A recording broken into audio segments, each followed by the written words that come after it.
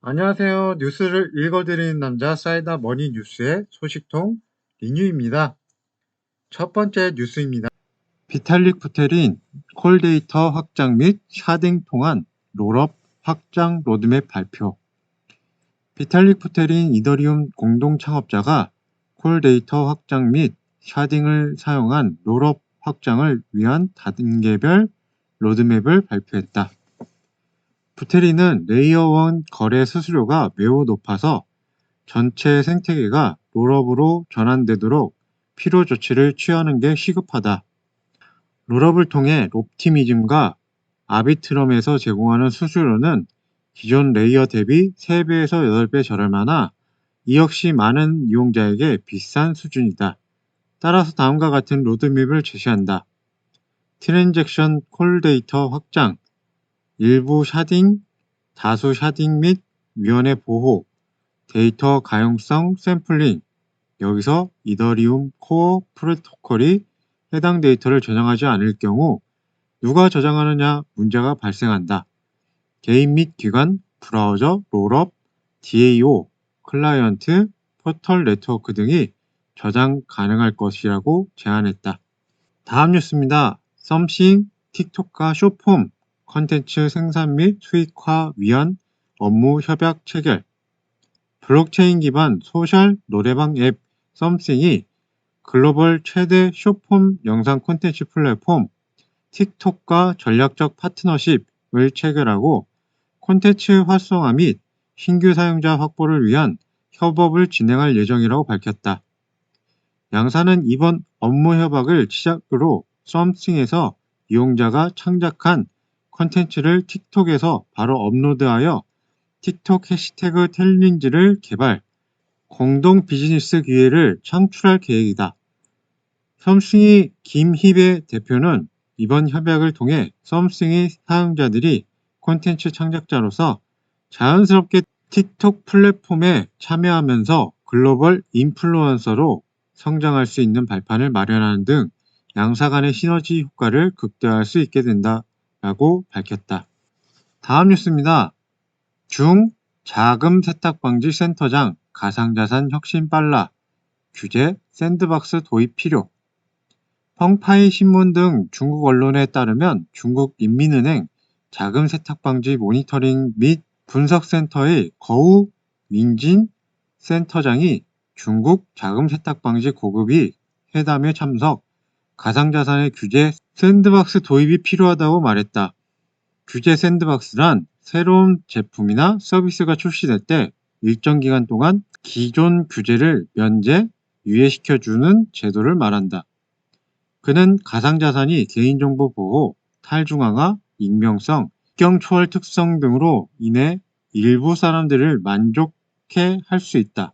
하지만 이와 동시에 자금 세탁, 테러 자금 조달, 불법 거래 등의 도구로도 쓰여왔다. 가상자산은 혁신 속도가 매우 빨라 감독관리 대한 요구가 더 엄격해지고 있다. 이에 따라 규제 당국은 NFT, 메타버스 등 새로운 가상자산에 대한 규제 정책을 개선해야 한다.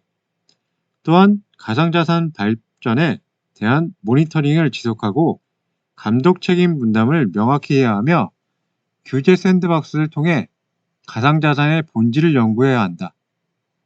거래 추적 시스템을 구축하고 법 집행기관, 거래 플랫폼, 해외 금융정보기관과 정보 공유 및 협력을 강화해야 한다고 말했다. 다음 뉴스입니다. 휴먼스케이프 12월 휴먼스케이프 유통량 증가마자 조절 계획은 논의 중. 한국경제에 따르면 휴먼스케이프가 오늘 12월 1일 약 1,300억 규모의 락업 보호예수 물량이 풀리는 것으로 예상되는 가운데 회사 측은 해당 일정이 예정되어 있는 게 맞다고 밝혔다. 다만 물량 조절 계획도 있으나 아직 정해진 건 없다고 부연했다.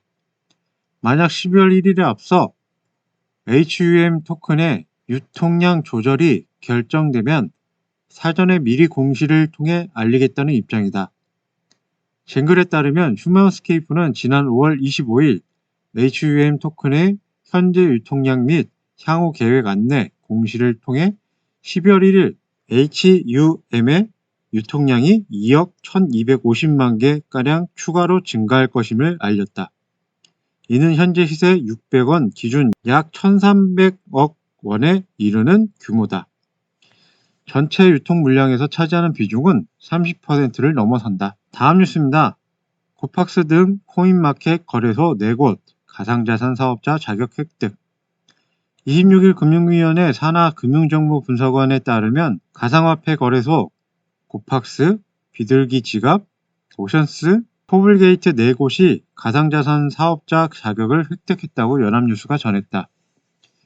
이로써 현재까지 신고 수리된 가상화폐 거래소는 총 10곳이다.